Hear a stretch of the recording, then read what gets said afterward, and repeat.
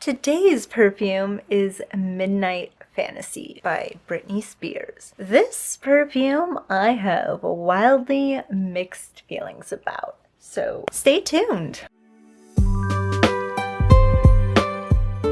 Here's our little perfume bottle. I will say the top is cheap plastic, so is this little section. The rhinestones are surprisingly well done on this. You don't see any glue spot. I haven't had one fall off on the two fantasy bottles that I have, and I really like this color blue. It's very enjoyable. That being said, this is a very dated design. Like, you can tell it was made in the early 2000s, especially like these up here, the rhinestones, and it's definitely looking like something you would find in a teenager's bedroom. So I'm not gonna completely knock it, but definitely wanting something higher end.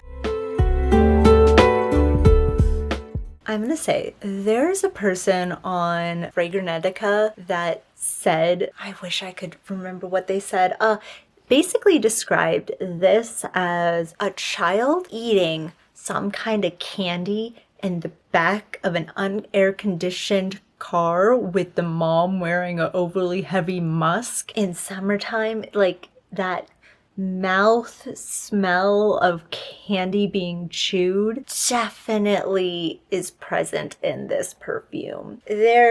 The top notes are plum, sour cherry, raspberry. Those definitely kind of come through, but in an almost sickly way. I'm definitely not a fan of this perfume sprayed on the skin. Not a fan of it sprayed on clothes, like a shirt or something. I will say, it's weird, but if I spray it like on my thighs, like just the top of my thighs, and the bottle is further away from me, or I'm just popping the top off and smelling it straight out of the bottle, I actually like this. So it's either rancid candy smell or it's just like a kind of pleasant plum. I don't know why that works that way.